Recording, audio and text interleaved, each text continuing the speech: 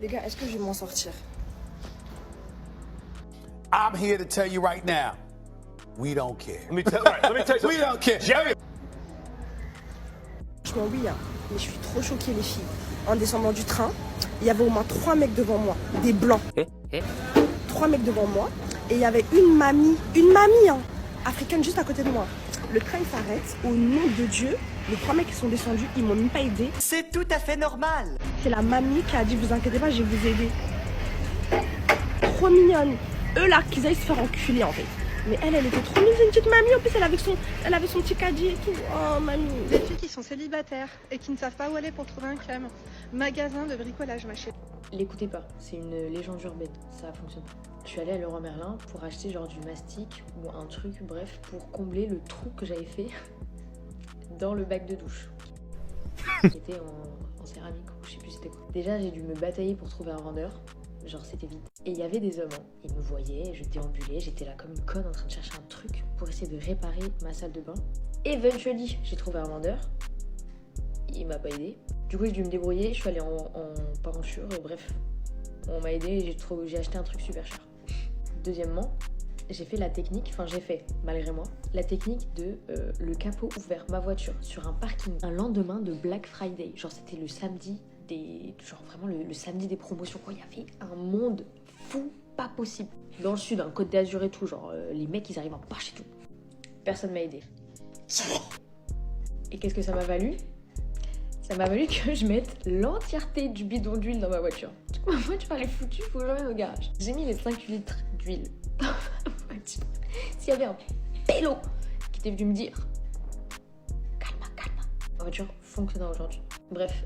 Les hommes se donnent plus de... Il y a une femme qui a dit être célibataire c'est un choix pour une femme, ce n'est pas une question de elle ne trouve pas d'homme, trouver un homme c'est la partie la plus facile, le vrai défi c'est de trouver le bon dans cette génération complètement chamboulée.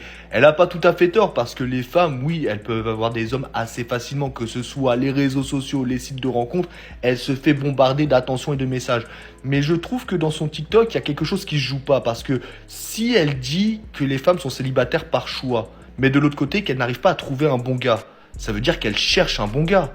Donc si elle cherche un bon gars, c'est qu'elle veut être en couple. Donc elle ne veut pas être célibataire. Donc si elle ne veut pas être célibataire, est-ce que son célibat, il est subi ou est-ce que c'est réellement un choix? Dire que maintenant vous acceptez de faire 50-50 alors qu'à l'époque les hommes construisaient ça pour leurs femmes. Ah t'es sûr, tu préfères l'époque d'avant où ça construisait des trucs pour sa femme à l'époque de maintenant où ça demande 50-50? Ok, je vais faire une liste de toutes les choses que vous n'avez pas le droit à cette époque-là. Premièrement, t'as pas le contrôle de ton argent. C'est le mari.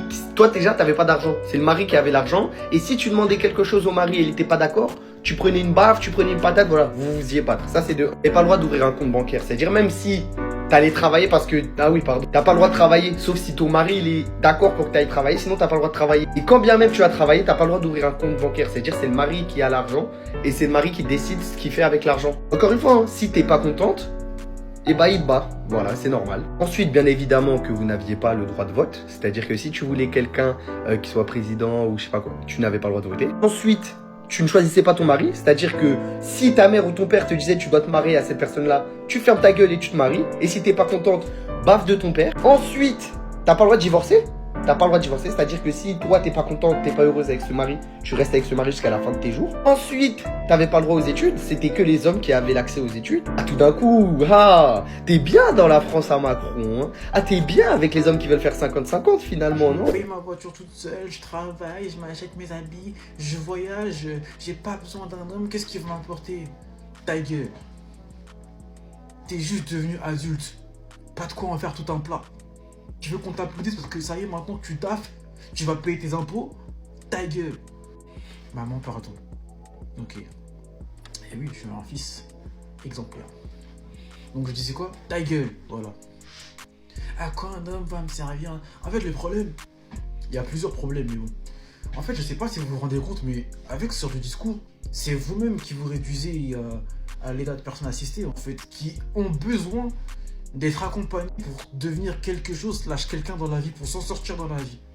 Avec ce genre de discours, je vous promets que vous desservez votre cause, toute seule. Et moi, ce qui m'agace particulièrement, c'est que, on va dire, 80% des femmes, surtout si elles ont grandi en Occident et vécu en Occident, n'ont même pas connu de situation où on faisait pas valoir leurs droits. Voilà. Encore dans certaines régions du globe, tu vois, elles vont pas à l'école, elles n'ont pas accès à l'éducation, voilà, elles n'ont pas accès au taf, on leur interdit de travailler. Voilà, c'est compliqué. Mais vous n'avez pas connu ce genre de situation. Vous êtes allé à l'école depuis tout petit, vous avez eu accès à l'éducation, vous avez l'opportunité de travailler. Donc en fait, pourquoi est-ce que vous vous réduisez à des êtres devant être assistés par je ne sais quelle personne extérieure? Et puis, il y a un truc que j'entends beaucoup sur les réseaux et qui m'exaspère, c'est en fait dans les histoires de tromperie, de totalement déresponsabiliser la maîtresse. Donc en ce moment, j'entends beaucoup, oui, s'il y a une tromperie, c'est à l'homme qu'il faut t'en prendre, c'est à ton mari qu'il faut t'en prendre, c'est lui qui t'a juré fidélité et respect, la maîtresse, elle n'a rien à voir dans ça, il faut rien lui faire. Alors d'un côté, je suis d'accord avec le fait que c'est au mari qu'il faut t'en prendre principalement, parce que c'est lui qui t'a juré fidélité et respect, et c'est lui qui te doit quelque chose. La maîtresse en soi, elle te doit rien. Mais à partir du moment où elle sait, elle est au courant que l'homme avec lequel elle s'envoie en l'air est marié ou a des enfants et en couple, elle fait quelque chose de malhonnête. Elle fait quelque chose de pas bien. Elle contribue à briser une famille. Donc vous pouvez pas totalement la déresponsabiliser en fait. Vous pouvez pas totalement la déresponsabiliser. Parce que même si vous allez vous en prendre à votre mari principalement, la maîtresse, faut pas se plaindre après que vous vous faites casser votre bouche. Faut pas vous plaindre après qu'on vous casse vos dents. Que dehors là, quand on vous croise, vous faites défoncer en fait. Parce que vous touchez à un homme qui n'est pas libre. Alors oui, vous allez me dire, oui, j'en ai rien à faire de sa femme. Moi, sa femme, c'est pas mon problème. Mais quand la femme, elle vous croise dehors et qu'elle vous casse votre gueule et qu'elle vous casse toutes vos dents, là, faudra rien dire là. Là, faudra pas ouvrir vos bouches. Faudra pas vous plaindre, les filles. Parce que vous faites quelque chose qui est malhonnête. Alors oui, le mari, il brise sa famille, il fait quelque chose qui est malhonnête, il n'y a pas de souci. Mais vous, quand vous acceptez d'entrer dans un trio, de toucher à un homme marié ou un homme en couple avec des enfants, vous faites aussi quelque chose de malhonnête. Donc, ne soyez pas choqués des conséquences, mégo. En fait, petit tips pour les hommes, pour que vous compreniez le fonctionnement des femmes. Vous voyez, lorsqu'une fille qui ne poste jamais en story se met à poster en story, c'est que tout est calculé. Ça veut dire qu'il y a un nouveau joueur sur le terrain. Je vais pas jurer, mais je vous promets, je vous donne 50 € que si une fille poste des stories, et en plus ça, les stories c'est des anciennes photos d'elle, genre ça n'a rien à voir avec son mood actuel, parce qu'en fait elle peut pas poster de photos, ça fait un petit moment qu'elle a pas pris de photos, c'est que tout est calculé les gars. Et PS, j'aimerais dire aux filles de mon Snap ou mon Instagram, quand vous faites ça, je vous vois et je sais.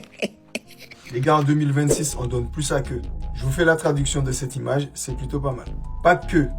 Les gars, on ne peut pas être là en 2026 à simplement distribuer ça à tout va. Il faut se calmer et arrêter de coucher avec n'importe qui. Elle n'a pas de travail, pas de queue. Elle n'a pas d'argent, pas de queue. Elle vit chez ses parents, pas de queue. Elle dit toujours qu'elle a faim. Elle met son lien Cash App, ou l'équivalent de son lien PayPal, dans sa bio. Pas de queue. Elle fait toujours des dramas. Pas de queue. Je doute fort que les mecs appliquent ça à 100% à la lettre en 2026. Mais c'est une façon rigolote, je dirais, d'essayer d'inverser la tendance. Puis surtout, c'est une façon de valoriser un peu qui nous sommes, les gars. Et c'est surtout une façon aussi de nous inciter à avoir plus de critères. Et je pense qu'effectivement, si on devient un peu plus regardant sur ce que les femmes ont, et pas juste sur ce qu'elles sont physiquement, ça va peut-être rééquilibrer le marché de l'amour, ou peut-être que les femmes seront un peu moins exigeantes. Dites-moi ce que vous en pensez dans les commentaires. Lors d'un date, un homme au passé de gangster décide d'emmener sa copine au restaurant pour rencontrer son père, sauf que rien ne s'est passé comme prévu. Selon plusieurs témoins, le père aurait très mal réagi en découvrant le style, le look et surtout le passé du garçon. L'ambiance aurait immédiatement changé de ton, entre tension, questions agressives et malaise total à table. La jeune femme aurait tenté de calmer la situation, mais le père, visiblement méfiant, n'aurait pas apprécié les manières du prétendant, allant même jusqu'à quitter le restaurant avant la fin du repas. How he had you if you know what I mean? You know how we do, fam. We don't pull out. We don't pull out. But you know, I just be cracking jokes sometimes. I don't really take you serious, pops. Yeah. I just be cracking jokes, so I know. You're a jokester. Yeah. R-A-W dog, raw dog. You that know how he had you if you know what I mean? You know how. Pourquoi, genre, quand vous matchez avec une meuf sur les applications de rencontre, que vous parlez avec elle pendant une semaine, que vous relancez la conversation, etc., que vous proposez qu'on se voit, et qu'au moment où, genre, la meuf, elle dit « Ok, je suis rentrée, je suis dispo, ça te dit qu'on aille boire un verre, un café cet après-midi tous les deux ?» Genre, comme aujourd'hui, comme ce que je viens de proposer, ben, le mec vous bloque. Alors que genre, c'est lui qui t'a matché, c'est lui qui t'a envoyé un message, c'est lui qui t'a follow, c'est lui qui t'a pas arrêté de te relancer, qui t'a proposé qu'on se voit, qui avait trop envie qu'on se voit, etc. Et genre j'étais en mode, attends, là c'est Noël et tout, je rentre voir ma famille, etc. Mais je te dis la semaine prochaine et tout.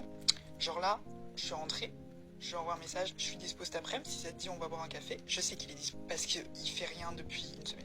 Et le mec il te bloque. Je comprends, frère, vraiment je comprends pas. Pourquoi vous mettez autant d'énergie? Il y a une autre meuf. Je cherche pas à comprendre quand c'est comme ça, c'est qu'il y a une autre meuf dans l'équation. Quand on parle avec une meuf comme ça, tout se passe bien, c'est fluide, les conversations sont nickel, ça avance, on se parle tous les jours et d'un coup on disparaît, c'est qu'une autre meuf est arrivée dans l'équation.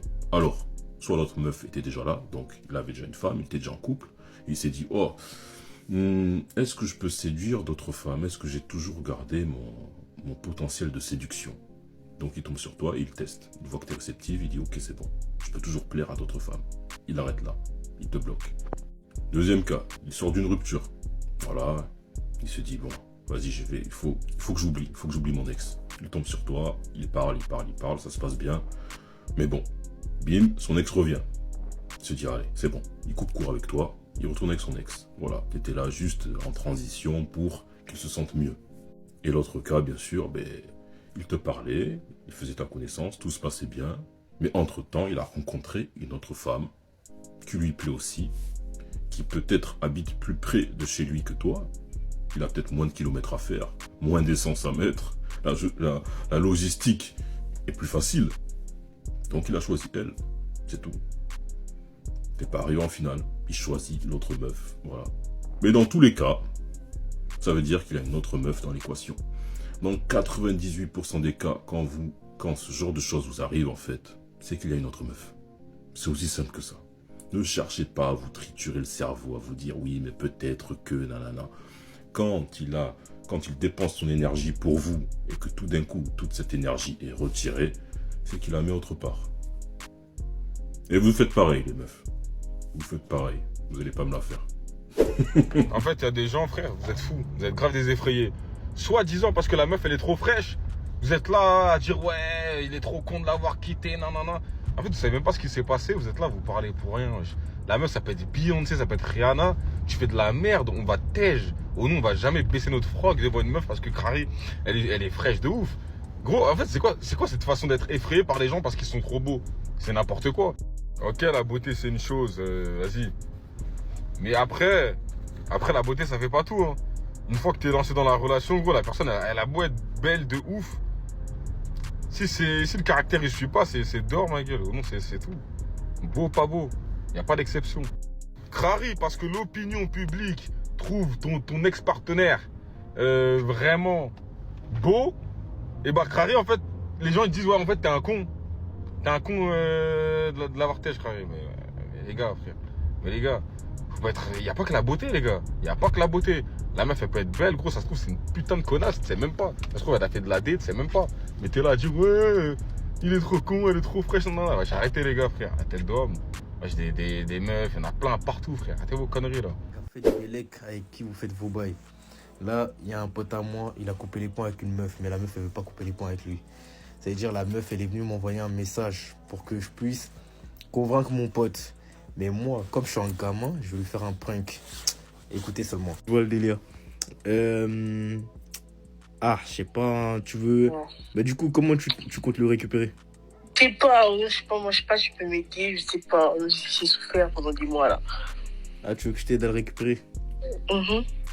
Bon, c'est ce qu'on va faire? On va faire quoi? Attends, 2 spies. Raccroche pas, hein. Oui, je t'écoute. Tu dis que t'es enceinte et que t'attends des jumeaux. T'as capté? Oui. Tu dis que t'es enceinte et que t'attends des jumeaux. C'est pas dire que j'ai avorté, je sais pas. Non, tu dis ça fait... Après, la fin de test de grossesse, il était négatif. Moi, c'est ce qu'elle m'a dit. Et à chaque fois qu'elle revenait, tout ça, elle avait dit en mode, ouais, juste, j'ai envie de, genre en mode, j'ai envie de toi, ça, j'ai envie que tu reviennes, je suis amoureux de toi. Elle m'a jamais dit qu'en mode, elle était enceinte. Et donc là, la Crary, c'est maintenant. C'est là, tout de suite maintenant, qu'elle a su qu'elle était enceinte. Et là, Crary, c'est moi le père. Wesh, je me prends pour un con, quoi. Non, mais t'as vu, elle est pas... Tu vois, le test de grossesse, t'as capté, elle a dû le faire.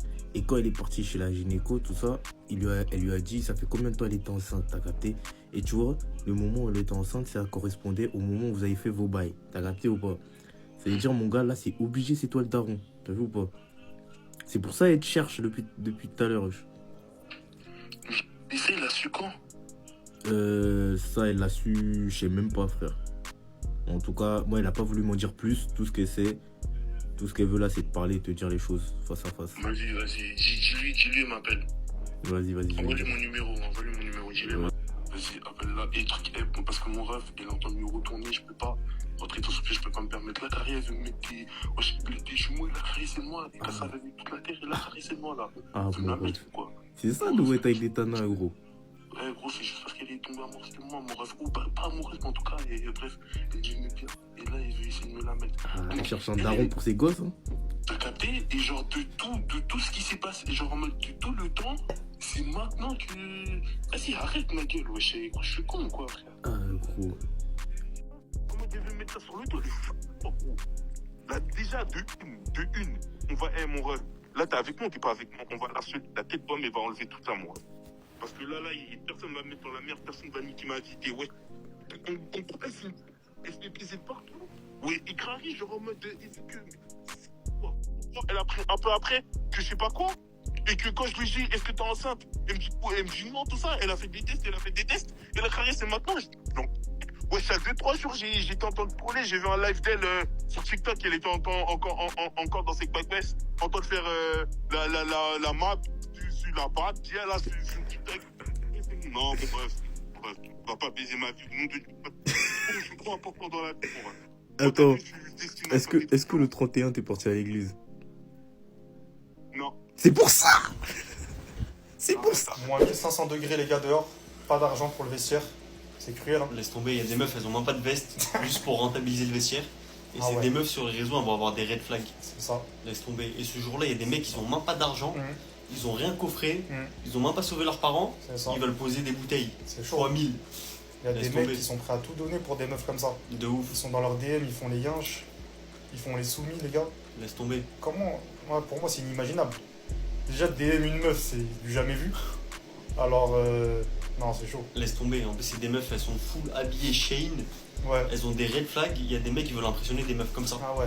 Elles se douchent même pas tous les jours. Il y a des mecs en B22, déjà, ils sont démodés. Laisse tomber. Ils mettent des B22 en 2025 et ils veulent les gérer. Les gars, vous êtes à côté de la plaque. Concentrez-vous. Non, force. Force, vraiment. Et force aux mecs aussi qui vont se poser avec elle. Dans 2-3 ans. Ils vont pas voir la vidéo. Réel. Mais même, il y a des mecs, même s'ils voient la vidéo, ils vont marier ce genre de meufs. Ils vont rien mal, les gars. Ils vont mettre la bague. Il faut de tout pour faire un monde. Et oui. Franchement, respect pour les gros recycleurs. Ouais. Ils pensent à la planète, c'est bien. Force à vous, les gars. Bah. Les mecs, quand il fait froid, un seul objectif, se coffrer au chaud avec une babies. Rien que d'y penser. Il ressentit une sensation étrange. Je suis tout excité maintenant. Elle était dure en affaires. Il sortit alors la carte du mec casanier. Chacun jouait ses cartes. 9-9-1, maréchal. 1-5-1, maréchal. Lui voulait rester au chaud devant Netflix, tandis qu'elle ne pensait qu'à sortir. Mais tout bascula à ce moment-là. Ma folie, voilà, la patate en fait. Est-il vraiment casanier? On le saura bientôt.